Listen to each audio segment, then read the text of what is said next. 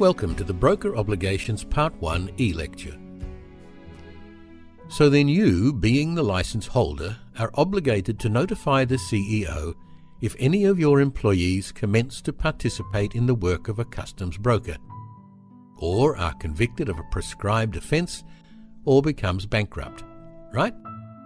Well, in understanding customs' definition of a person who participates in the work of a customs broker, then ACN 2012/43 provides guidance stating, in practical terms, this will generally relate to people that undertake the following roles in a customs broker's business.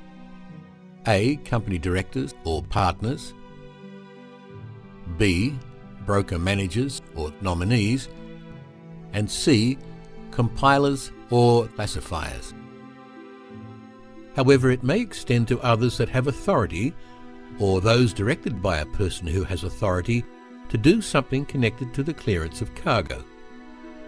For example, someone who has access to the ICS and can check on the status of cargo.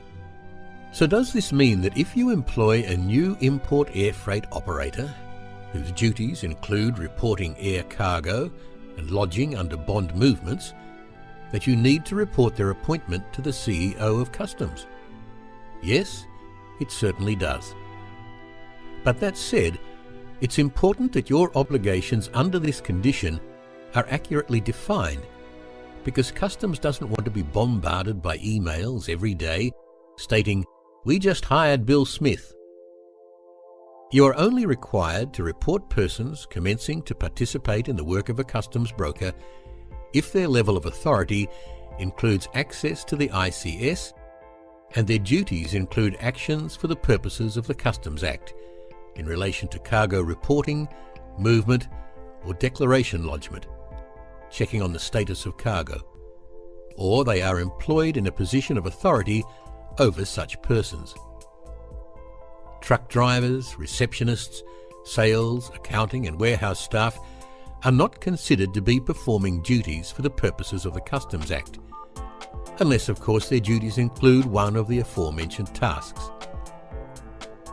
Furthermore, you should also be requesting these employees to complete a B195 Consent to Obtain Personal Information form as part of their employment conditions, as you may also be required to provide this to the CEO. However, we will address this issue in more detail later in the additional license conditions. In the light of the increased requirements, it raises the question of reporting procedure. And in what format are you required to notify the CEO? Well, Customs have made it quite simple. Under the general notes to your license conditions, where a license condition states that information, including particulars or a form, is to be provided to the CEO, the information is to be sent by email to compliance1@customs.gov.au. The particulars that are to be sent to the CEO within 30 days of appointment of a person who participates in the work of a customs broker should include details such as their full name, address, date of birth, and it would also be prudent to provide their completed Consent to Obtain Personal Information form at this time.